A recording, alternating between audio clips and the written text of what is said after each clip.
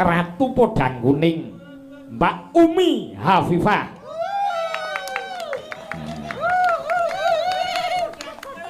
Dicinding ke songo sik. Nah iya. Nyuwun ngambil selindur songo. Nah iya, kula kuwi Mbak Umi Hafifah. Kuwi isih mahasiswi jurusan seni karawitan ing Institut Seni Indonesia ing Surakarta. Mbak yo mesem prengot. Monggo Mbak Umi jumeneng.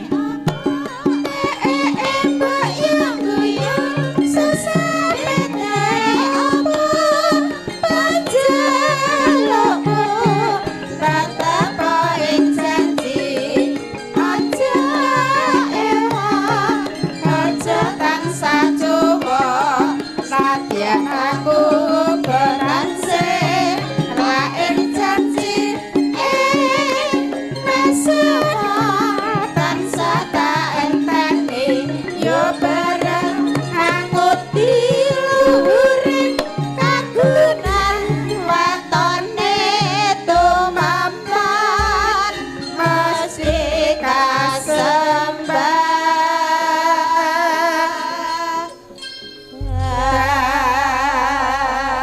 Assalamualaikum warahmatullahi wabarakatuh. Waalaikumsalam warahmatullahi wabarakatuh, Pak. Sugeng dalu Mbak Umi Hafifah. Wilujeng dalu Pak Joko Sunarno. Sampun semester pinten sak menika? Sampun semester 3, alhamdulillah. Alhamdulillah mugi lancar barokah ngenipun kuliah. Amin. Enggal rampung. Amin. Syukur saged S2 kados guru jenengan sok iso dadi dosen ngoten nggih. Amin, Pak, pangestunipun. Saiki wis dadi sinden laris, tabungane wis akeh. Engko nak libur ya nyempatke ibadah. Nyonto kadang kula ingkang Rembang ingkang wekdal menawa nindakaken ibadah wonten tanah suci.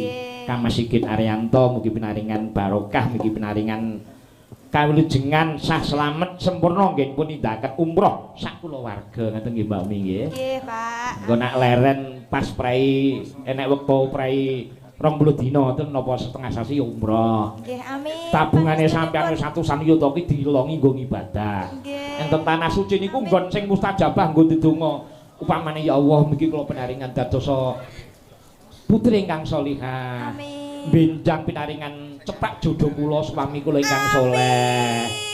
Ngaten. Nyun sewu benjang menawi kagungan garwa kriterianipun pengen duwe bojo PNS seniman napa? Nek kula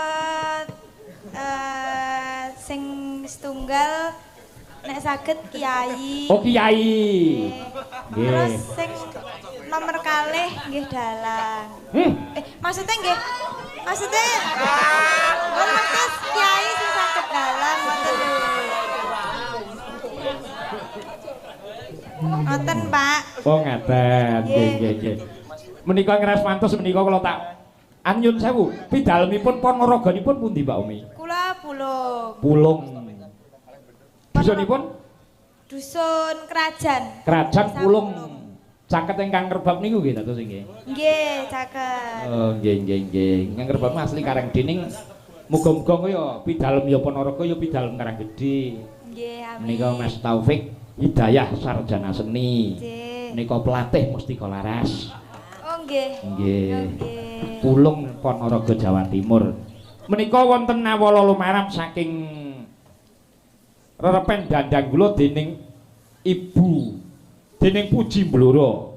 Nyuwun kalajengaken ilir-ilir kagem keluarga Kanjeng Guru Yai Haji Imroni Abdillah lan warga PPT Ki Cahya Tasbih ngoten.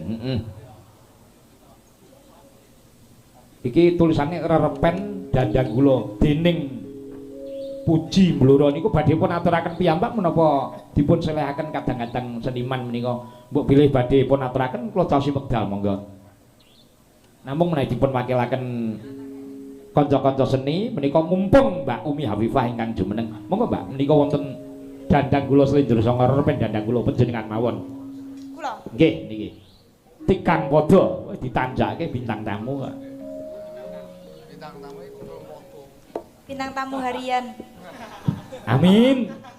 Pokoke aki matur nuwun banget karo kadangku Mas Cahya Kuntadi lan Ibu Sugesti diparingi ngampil Mbak Umi Hafifah.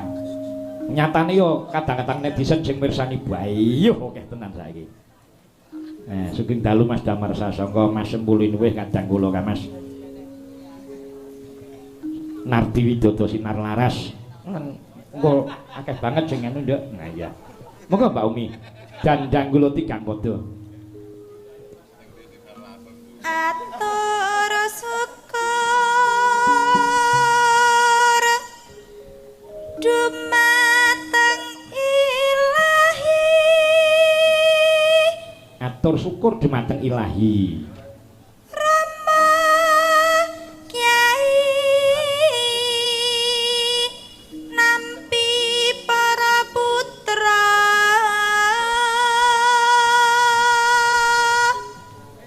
ngudi ilmu Al-Qur'ane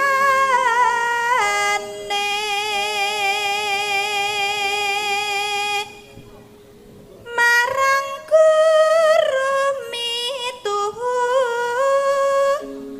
dawuhnya terus dipun lampahi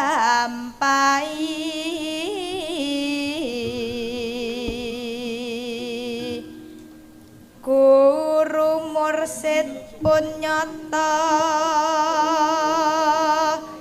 tindak lampaihipun sabar tawakal manahnya Kyai Haji Imroni Abdillah Yakti sesuluh bab agama.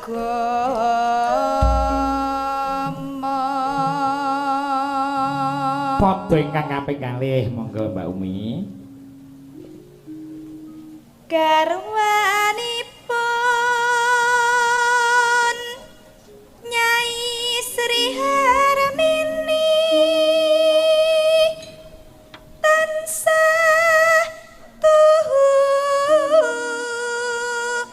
nglampahi dawuhnya jejekaken agamane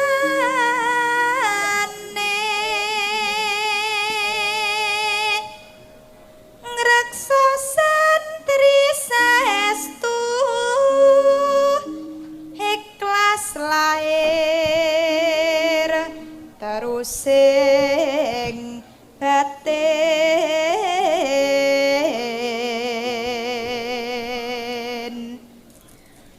saya datan rinoso awit labet ngelmu dadiya guru sampun nyata kanthi bingah nyarengi ngaji prosantri giyaraken agama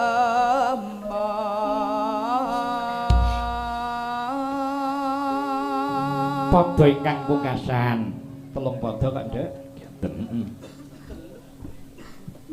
wonten kalih satriya piniji Gus Yusuf lan Gus Rifki kang asma Bekti Rama lan ibune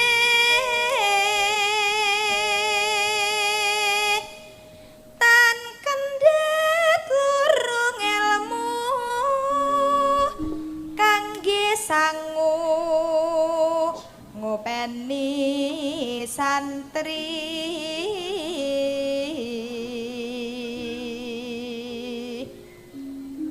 nguding ilmu agama ugi umumipun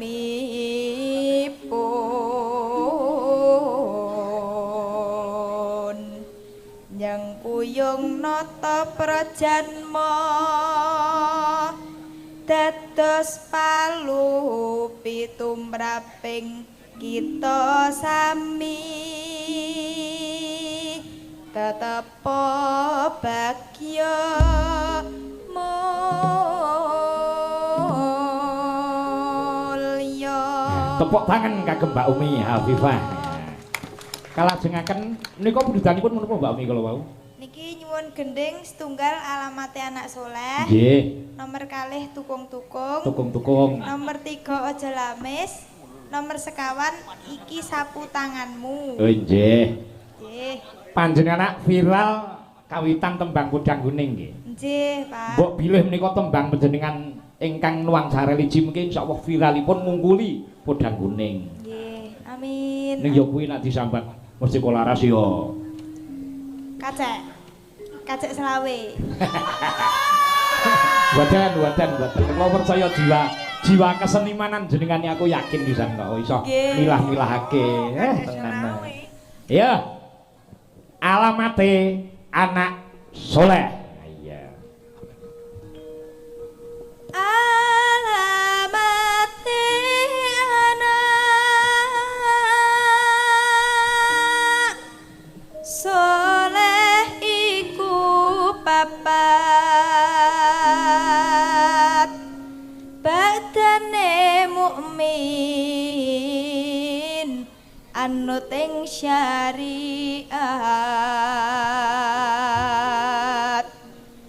kang dihen lisane alus ngendikane kapindo mulyakan ing wong tuane.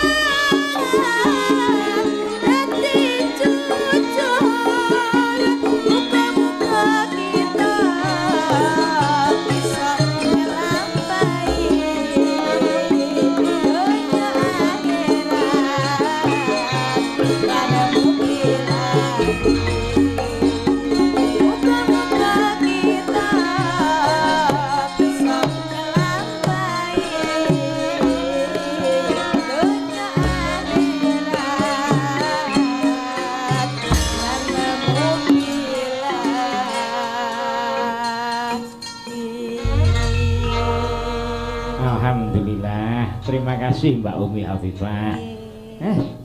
Matur nuwun banget, Nduk. Wes, pokoke tak terima-terima kita nan penyengyunge karo aku karo anakku. Ngoten nggih, Mang. Mula disuwun panjenengane Sang Maestro Ki Haji Anom Surata pinaringna sehat panjang yuswa tetep dadi tepa tuladha lan dadi dwijaning para putra-putra ingkang padha ngebarake jagating budaya wayang kulit. Ngono ya, Tru. Lah iya. Ingkang sepisan Petruk sak kanca ngaturaken takzim saha sungkem kula katur Abah Yai Haji Imroni Abdillah sekalian Bunyai, para kadang-kadang keluarga besar Pondok Pesantren Tahfidz Al-Qur'an Cahaya Tasbih ingkang mapan ing Laladan Sari, Kecamatan Gajah, Kabupaten Demak beramal utawi Demak Kota Wali, Tru. Lah iya. Muga-muga kena kanggo contoh papan-papan pondok-pondok liyane sing tetep nglestarekake budaya bangsa. Lah iya, budaya tinggalane para wali. Lah iya. Iki wungon sekaten ngeras pantes mengeti wiyosane Kanjeng Rasul pamungkas Nabi Agung Muhammad sallallahu alaihi wasallam. Mula negarane dhewe negara kesatuan Republik Indonesia iki maneka warna agama budaya ning nggon bab kapercayan mayoritas padha ngrasuk agama Islam. Mula cara penemuku kuwi anggere kabeh ingkang padha ngrasuk agama Islam ki iso nulat sifat-sifate Kanjeng Rasul bangsane dhewe iki tentrem. Sifate Kanjeng Rasul ki apa wae to? Sing diarani sidik, tabligh, amanah lan fatonah. Kuwi waton diamalake wit saka pejabat lan ngantek rakyat kuwi bangsane dhewe bakal tentrem. Mula didongake wae, Truk, muga-muga taun sing arep teka pesta demokrasi berjalan aman tertib. Aku kowe entuk wakil rakyat, entuk pemimpin sing amanah. Lah iya. Wis sing penting rukun, sing penting damai. Beda agama aja sulaya, beda penemu aja padu, beda pilihan aja medhet lempah seduluran. Lah iya. Neng nong nong. Ibu-ibu Seniwati kadang-kadang Wira Pradangga komplit. Ya ki dasare isih nom-nom. Wah, tabuhane kesore kok rumangsaku iki diperkuat karo Mas Sinung Widadane ring Sambigala iki pula ya. Ya nang ngati nang. Bawa. Lah iya. Matur sembah nuwun. Lah iya. Kanca-kanca isih komplit. Wah, sing mirsani sing lenggah sing wungan pepak banget ya, Tru. Lah iya, mula ya matur sembah nuwun.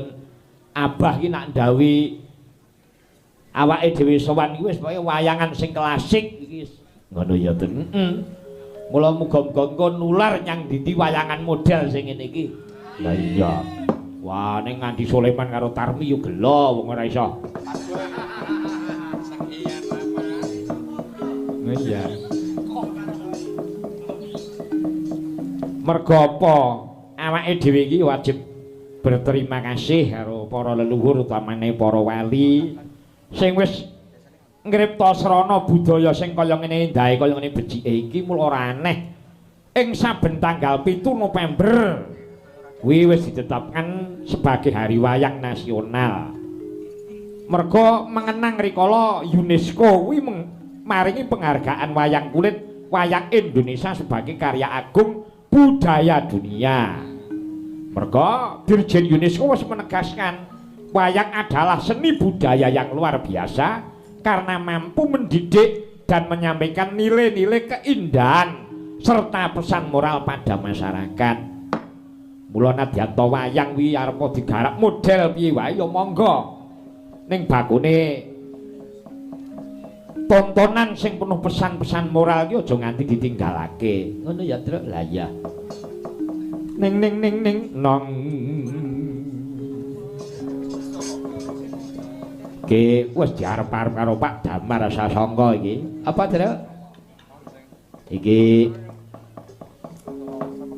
nak urung metu podang kuning karo sing ngaturake Ratu Podangkuning. Oh, ora lega penggali Pak Damar Sasongko. Nah iya.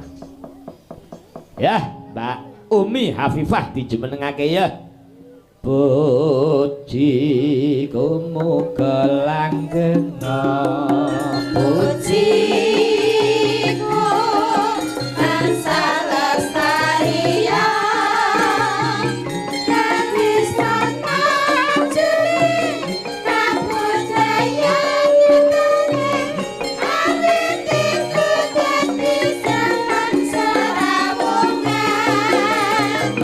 nang yen aku nambah kaya sandingan duh wong jati kota salaledo lambang biru mungling pager talange ngati sekar pisang wis patut kalamun mantun duh pujiku tansah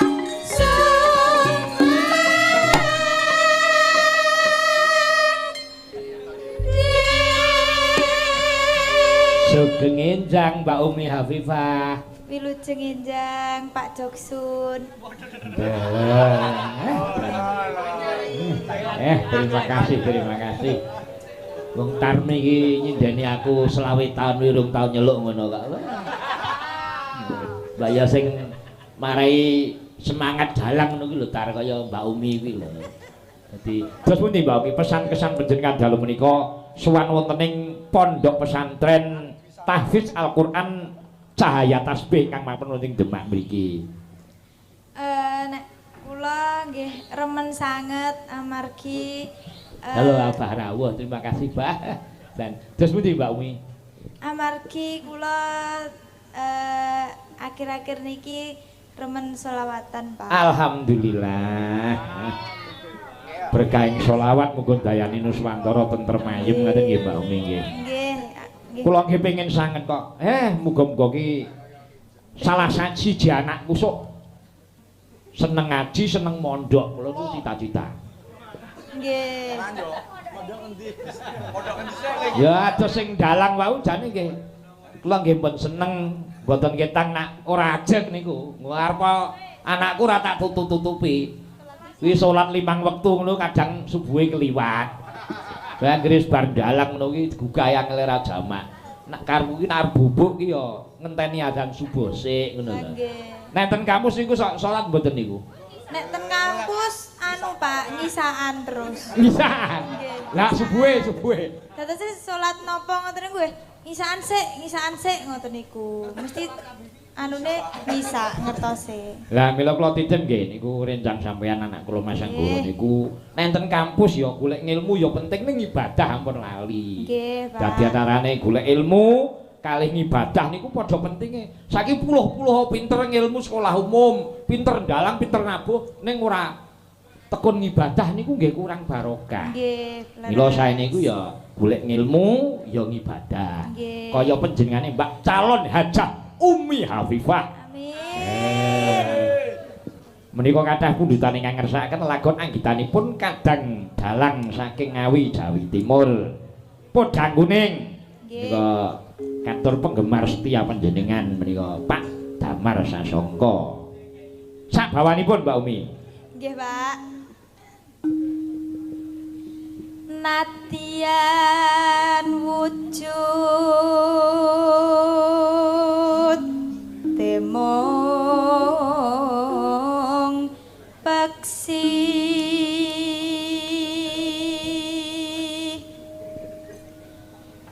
agawe talining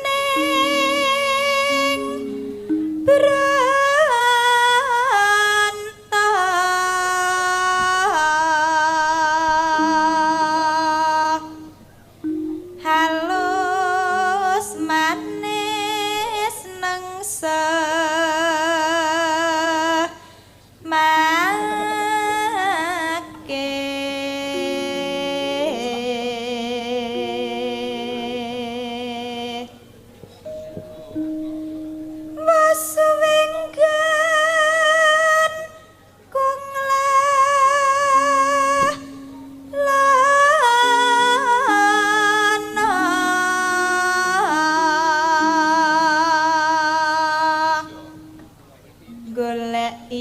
si podang jenar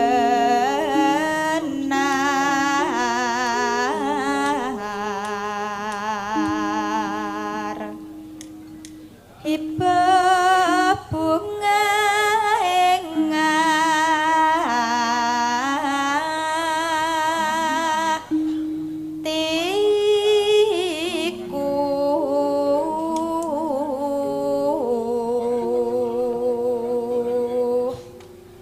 nyanding bisa dadi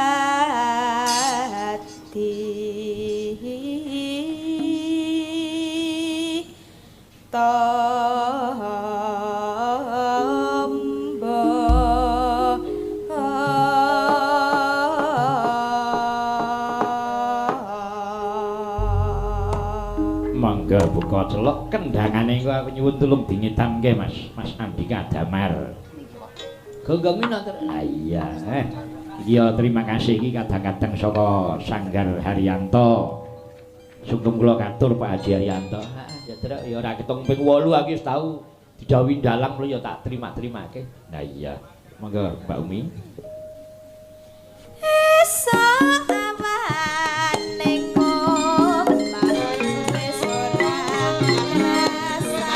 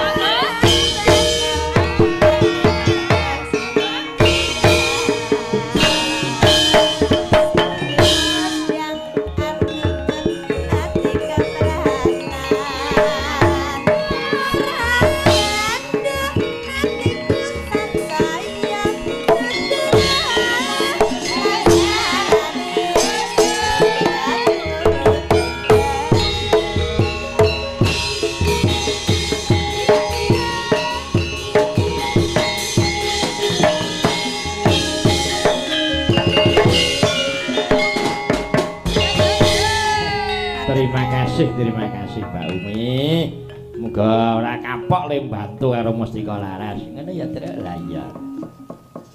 Apa bener, Truk? Gamelan ki kena kanggo nambani penyakit. Nah, kuwi sing percaya. Nyatane luar negeri ki enek. Ya kuwi grup sepak bola anak arep tanding arep main sepak bola kuwi ngrungokake gamelan. Merga saka kengkranginane, merga saka endahe, merga saka larase. Mula sing cocok kuwi ning pancen terus Mas Gareng. Sebagian ageng rata-rata tiyang niku nak krungu gamelane dhewe, gamelan Jawa niku, nak dudu wong seni marake ngantuk. Merga encen pun diakoni dayane gamelan kengkranginane niku iso mbeta tentreming rasa, tentreming batos. Mula ora aneh gong saiki piyai manca akeh sing yasa gongsa to. Gongsa ki apa, Tru? Gongsa ki saka lingganing tembung 3 lan 11. Apane kuwi, Tru? Percampurane, Mas, antarane timah lan tembagane. Upamane nek timahe iki 3 kilo, tembagane 10 kilo niku pun ukuran. Sajak pengen yasa gamelan sing mentereng. Kaya Aris iki jare arep gawe demung sing ukurane 50 jare.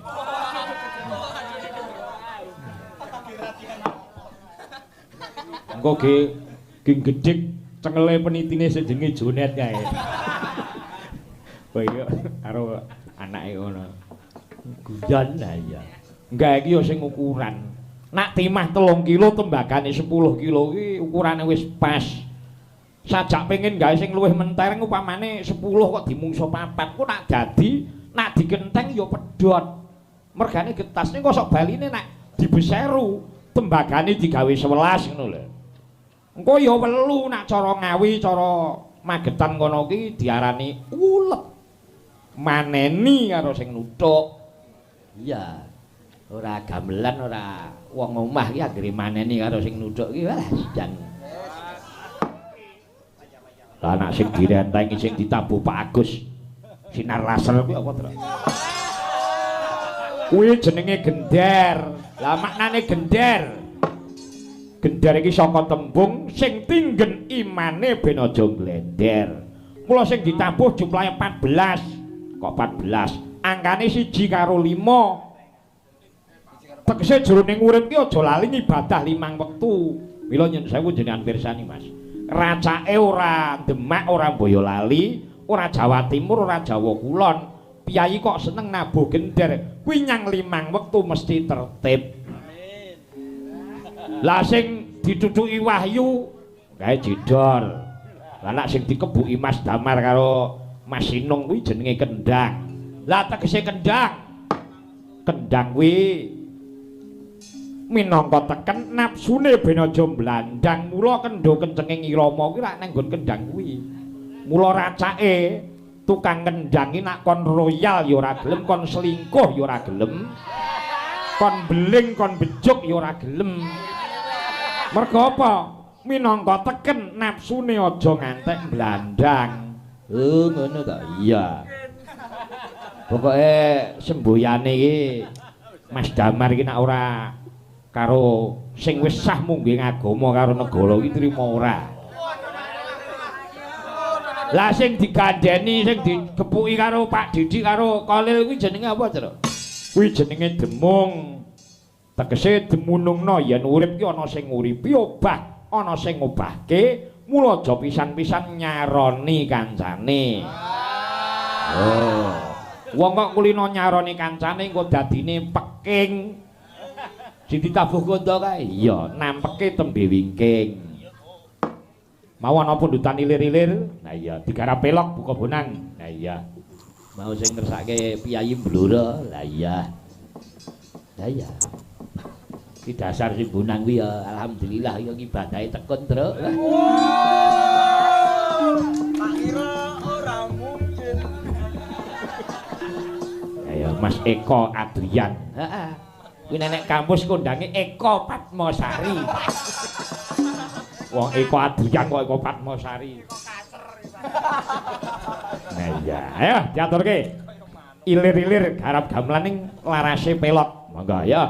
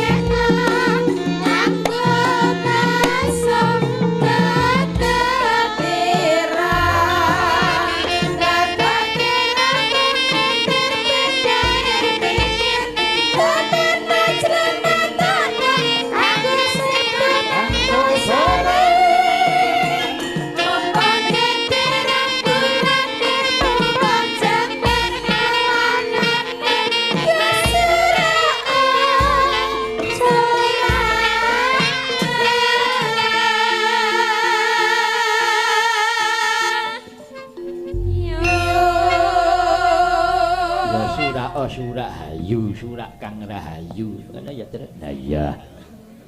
Mula iki awake dhewe nyuwun muga-muga negarane dhewe tansah ayem, tentrem, aman kaya dawuh para yai, para alim ulama dadi negara sing baldatun thayyibatun warabun ghafur. Amin amin, Tru. Lah iya. Sing penting awake dhewe dadi wong cilik mung iso urun donga pamuji. Bakal tumekaning taun 2024 iki kahanan tetep tentrem, tetep aman, tetep damai, tetep sejahtera. Amin. Taksih swasana pelok Pak Agus. Nah iya. Menika wonten ingkang ngersakaken lelagon menawi mboten kelintu menika ingkang nganggit ugi Kanjeng Sunan Kalijaga. Apa, Tru? Sluku-sluku bathok iki sing disuwun. Wah. Muga-muga kelingan aja samar, Pak Didi sak kanca tetep jalan. Mumpung larase pelok. Mula muga-muga pengetan anane sekaten lan mahargya wiyosaning Jeng Rasul iki aku kowe kabeh besok entuk pitulungan lan syafaate Kanjeng Rasul. Amin Allahumma amin. Hasbunallah wa ni'mal wakil.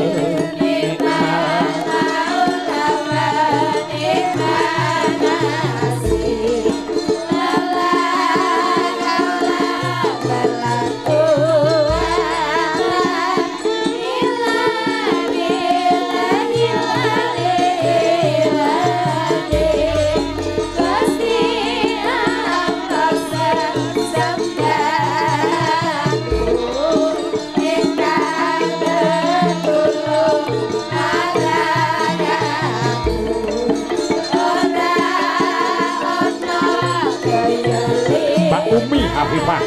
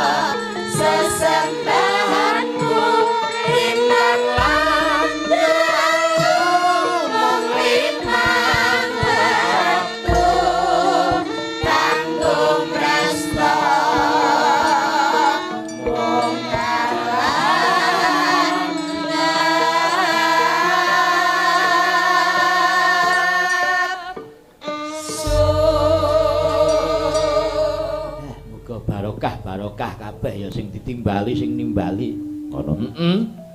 So dina pungkasan kabeh entuk syafaatin jeung Rasul ngono terus. Lan aku ya sepisan maneh matur sembah nuwun sakliyane iso silaturahim iso tolabul ilmu sing diparingi rezeki. Muga-muga aku sing nyuwun tambahan karo Abah kok. Tambahan apa, Tru? Donga pangestu muga-muga aku sak rombongan diparingi ana tetep tekun nggone ibadah istiqomah nggone nindakake darmaning urip sing padha kuliah ya padha tutup lek nggone ilmu sok nek wis rampung lek kuliah entuk pakaryan sing jumbuh karo ijazah lan kepinterane ya sing penting niru kadang-kadang santriwan santriwati kene ilmu sekolah umum ya penting ning ilmu agama ku ya lebih penting ngono ya Tru. Nah iya yo saiki seluku-seluku bathok iki suwe ra ditabuh. Nah iya ki pundutan para kadang-kadang suksesna budaya. Mergo nek ora kleru kuwi anggitane sing nganggit njeng Sunan Kalijaga. Tembang seluku-seluku bathok terus. Nah iya. Monggo Pak Didik sak kanca.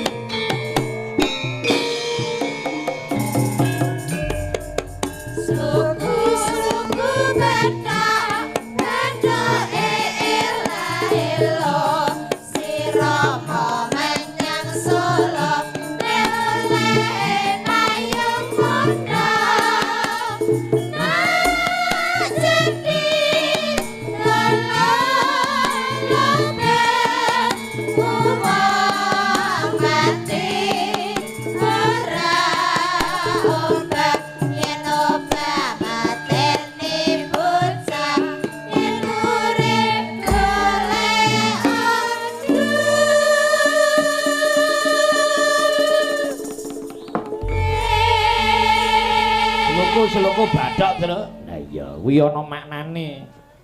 Urip ora mung kanggo nyambut gawe wae, ning kala mangsane kanggo ngaso. Ana sawetara penafsiran saka bahasa Arab. Huslu batnaka tegese siramana batinmu, batinmu marang Allah. Maksude resik batin dhisik sadurunge ngresiki raga. Sebab luwih gampang ngresik badan tinimbang ngresik batin utawa jiwa. Bathoke ilailu yaiku batinmu tansah zikir marang Allah. La ilaha illallah. Rikala mbah seneng, mbah susah, mergo kabeh lelakon kuwi mesti ana hikmahe. Bathok kuwi filosofine sirah. Sirama menyang Solo. Siram kuwi sesuci, nindakno salat werdine sadurunge nindakne salat lan ibadah sunah kudu siram sesuci mergo Gusti Allah iku maha suci. Ana maneh kang mastani sirama menyang Solo kuwi saka Sarimi Yasluka, petik dan ambilah werdine dalan kebahagiaan, keselamatan kanthi agama Islam ingkang bener. Oleh-olehe payung modho nindakake salat, beramal soleh, zikir marang Allah, bakal antuk pengayomaning Allah. Mak jendit lolo lobah fajadid alaiha lubah tegese tansah sujud syukur salat wengi tuladane tahajud salat hajat. Mak jendit kuwi urip ana ngalam donya ki mung sedhela wong mati ora obah hayun wal mauta innalillah wong mati iki ora obah mahabbatan mahrujuhu taubah katresnan kang tumuju marang taubat yen urip goleka dhuwit yasrifu innal khalaqna insana min dzafit ngono ya Truk ya mbok menawa ana klerune ya ngen dibenerke karo kadang-kadang santri kene nah iya nah iya saiki kembali nuansa gamelan meneh apa Truk iki akeh banget para kadang-kadang sing saka Kalimantan sing saka Lampung sing saka Sulawesi iki ana sing nyuwun lelagon aku nyuwun dikendangi karo Pak Sinung ning kendange ora nganggo jaipongan kendangan ala tayub tembange apa iki ana sing nyuwun gubuk asmara lah iya Slendra Sanga meneh Slendra Sanga sing bedhug Mas Aris sing bedhug iku kudu sepelane Ki Aris Sriwijayanto sarjana seni kuwi muridé Mas Agus Mbolo bolo ora bolo kuwi lah uripe padha leko nah iya sori lho Mas Agus iki mung banyolan mung gojek nah iya Fania Febri Rosita klintang klintong numpakan jong ngobel klingklong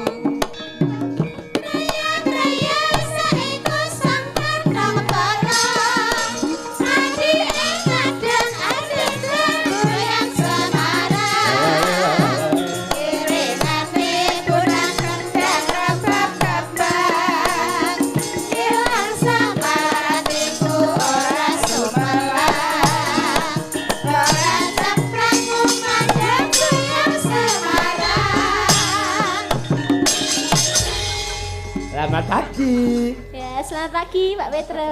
Gimana rasanya malam ini? Senang sekali Pak Petro. Ya, semoga barokah nggih Mbak Fania. Nggih, amin. Sampeyan nyuwun pangestu karo Abah karo Bu Nyai muga-muga tetep dadi wanita sing salihah. Amin. Ora suwe ndang cepak jujune. Amin. Tak dungae ndang cepak judune ndang diparingi momongan. Mangke riyen kersane cepak jodone riyen. Nah iya, iki Mas Damar Sasaka lan para kadang-kadang akeh banget iki para kadang-kadang netizen. Nggih. Lumantar Anggara Official sing ngersake gubuk asmara. Nggih. Dibawani.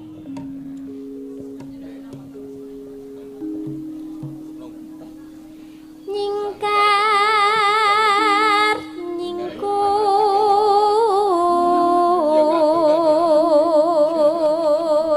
Wibawa Paca Luhat jane. Wiwitane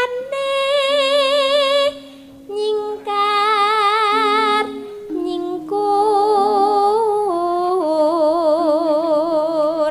Lingsem yen kek lingsem yen kek mutan mutan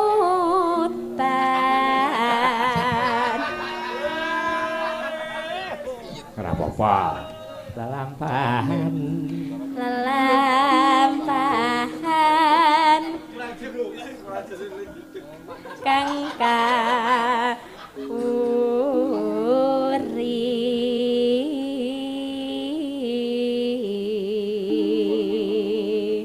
nah iya pengegunge tak rungokne sore kok kegulan terus ki apa peh dayane HP anyar iki wah aku dikilani Agus badak do sapi no le itu HP no Tresna tulus tresna tulus senadyan ningku bekasma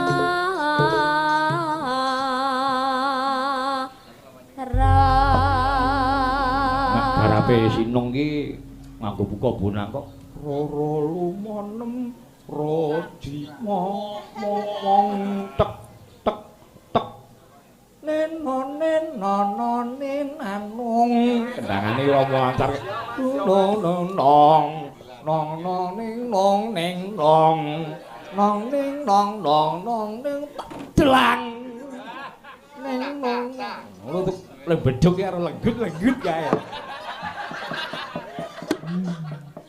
Yo, jajal digarap buka bonang yo. Ayo, Pak Eko Adrian.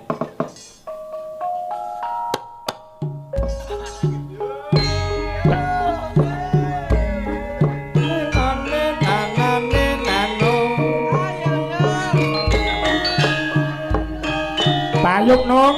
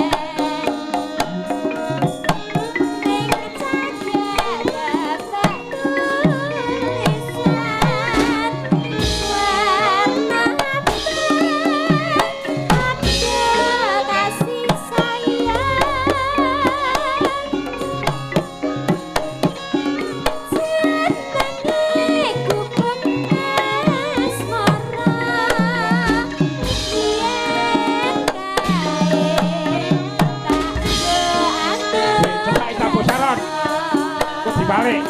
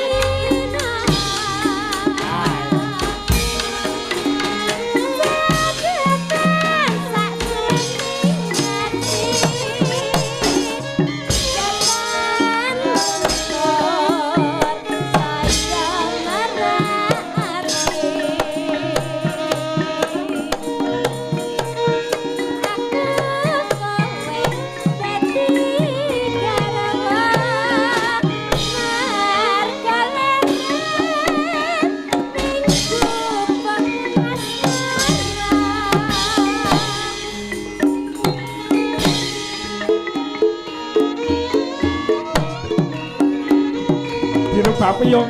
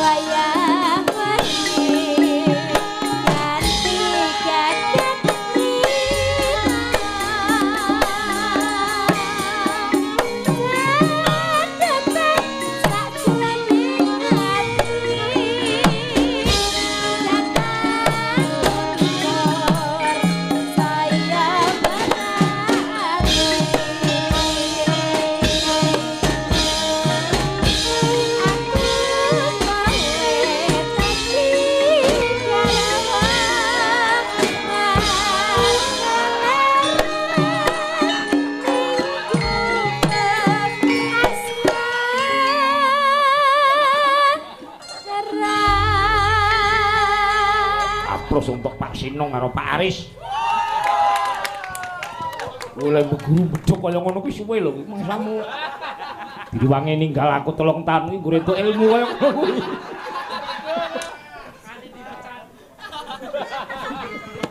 Dan Umi iso terkesima nyawang bedukane Aris.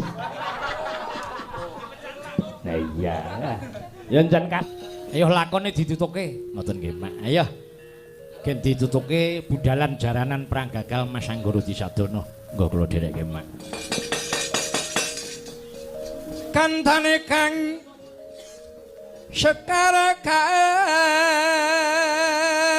kadung Urlan kembang menara kang semu arom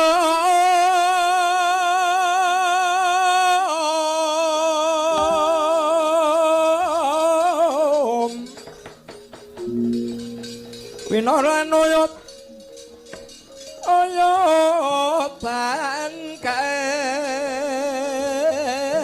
kaetiku sumo mangambar woro kuku sing dupaku melun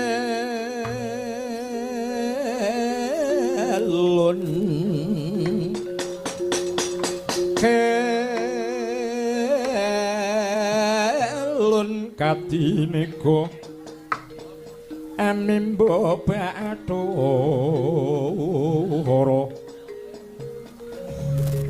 tan samar pamoreng suksma sinoksmaya winah ya ing sepi simimpen tlenging kalbu pambukaning warana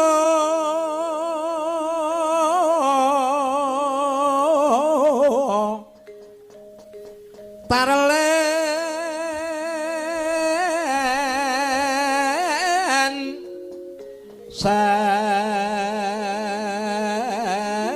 saking liep layate luyu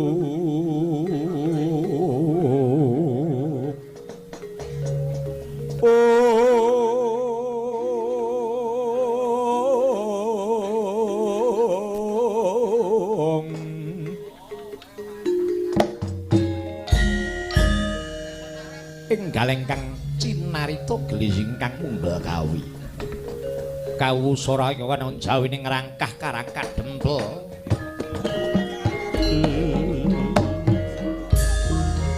padha kulangening kabeh sasmita ambrih lantep